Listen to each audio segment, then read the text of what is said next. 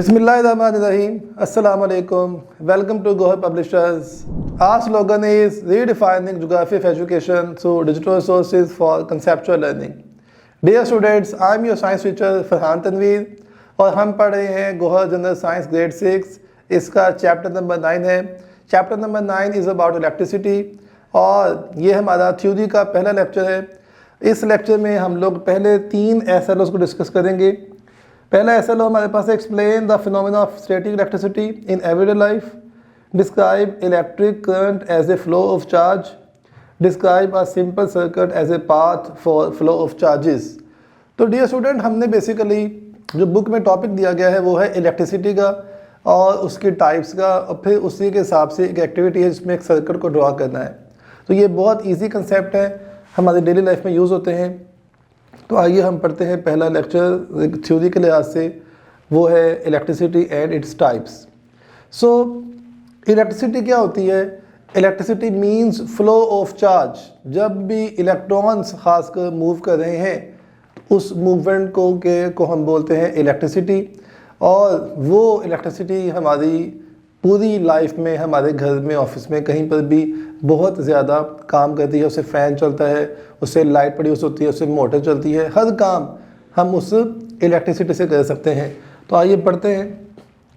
Electricity is a form of energy. It makes electric bulbs, tubelights and LED bulbs glow.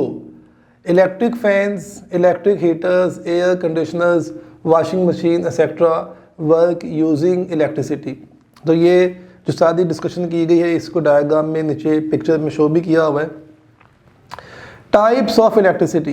There are 2 types of electricity, static electricity and current electricity. Electricity due to a charge that flows is called electric current. और current electricity due to charge which is at the rest is called static electricity. तो ये हमारे पास 2 types हैं, current electricity and static electricity. कि अगर कोई flow charge कर रहा है, चार्ज इन मोशन है, तो वो है करंट इलेक्ट्रिसिटी. और कहीं पर चार्जेस बहुत ज़्यादा हैं लेकिन वो इकट्ठे बैठे हैं, साकन बैठे हुए हैं, स्टिल बैठे हुए हैं, उसे बोलते हैं स्टैटिक इलेक्ट्रिसिटी. तो आइए हम पढ़ते हैं. फर्स्ट टाइप हम यहाँ पर डिस्कस की गई है वो है स्टैटिक इलेक्ट्रिसिटी.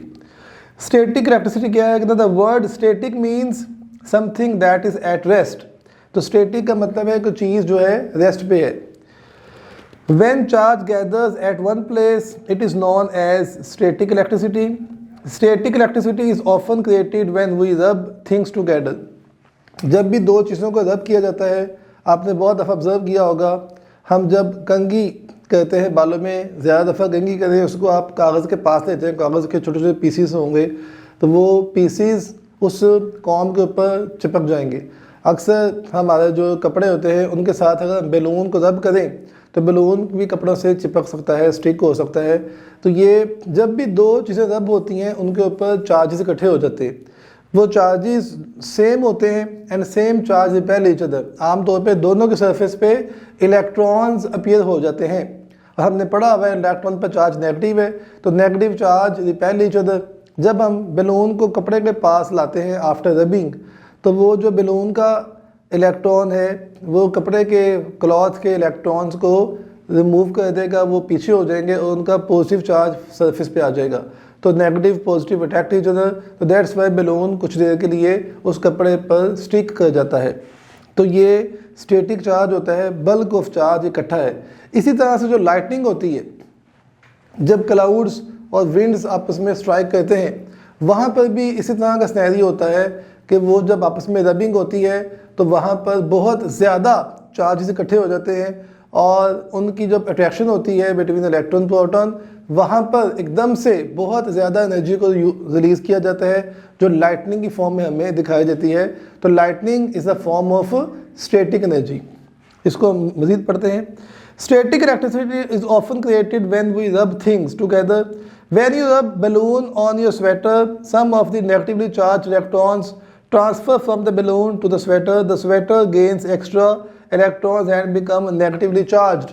जो मैंने बताया अभी कि कपड़ा हमारा जो है वो नेगेटिव चार्ज हो जाएगा. On the other hand, when negatively charged balloon is brought close to sweater, it repels electrons of the sweater away As a result, a positive charge appears on the sweater, oppositely charged balloon and sweater stick together. तो ये वही phenomena जो मैंने बताया अभी आपको, उसी को बुक में लिखा हुआ है. नेक्स्ट हमारे पास उसने मेंशन किया हुआ है लाइटनिंग कैसे होती है, जो ये पिक्चर में शो किया हुआ है.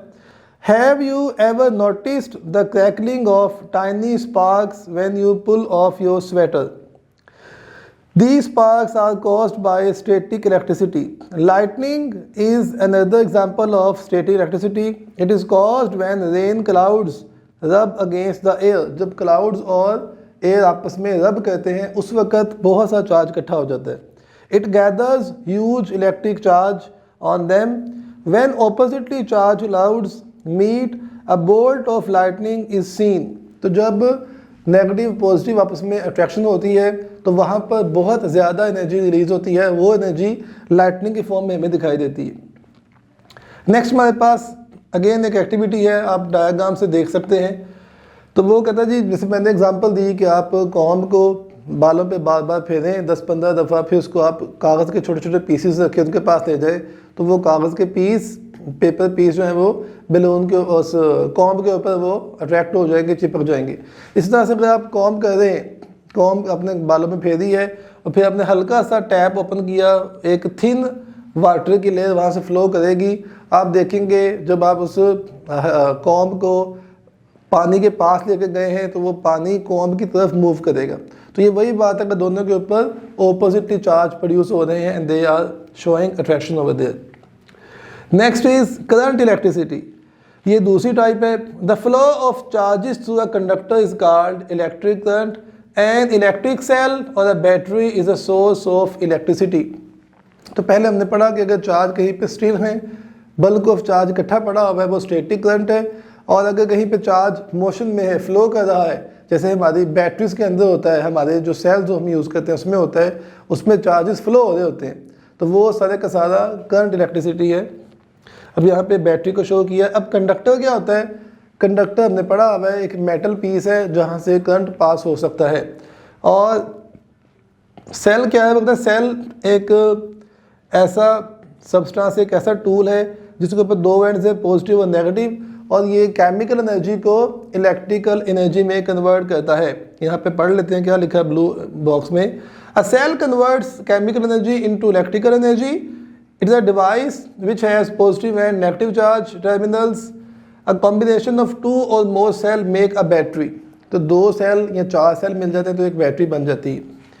नेक्स्ट है when the opposite poles of cell or battery are connected through a metal wire, the charges begin to flow from one pole of battery to the other through the wire. जब हम wires को आपस में जोड़ते हैं तो उनके जोड़ने से जो है वो क्या होगा? करंट प्रोड्यूस होगा. आप देखें यहाँ पर बैटरी को जोड़ा बल्ब के साथ, तो बैटरी से करंट गया बल्ब में और उस बल्ब की लाइटनिंग शुरू हो गई. फिर यहाँ पर उसने शो किया हुआ एक कन्वेंशनल डायग्राम में, ये स्विच है, उसने स्विच को जो है वो क्लोज़ किया हुआ है और बैटरी ऑन की है, तो यहाँ से करंट पास होगा और करंट पास होने की वजह से जो यहाँ पे लाइट है, बल्ब है, वो जल पड़ेगा.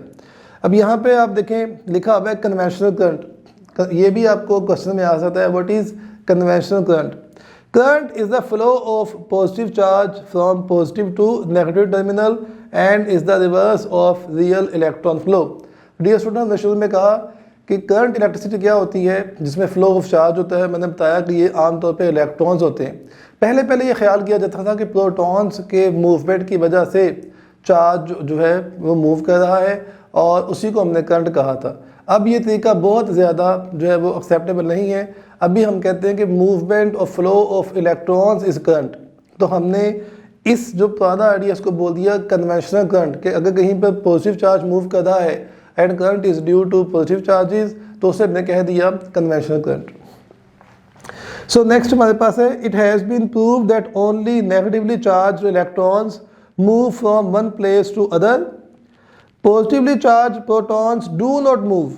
Scientists conventionally think that electricity current is the flow of positive charges from the positive pole of battery to the negative pole. तो ये मैंने बातें साझा की कि ये पुराना आइडिया था, अब ये नहीं है.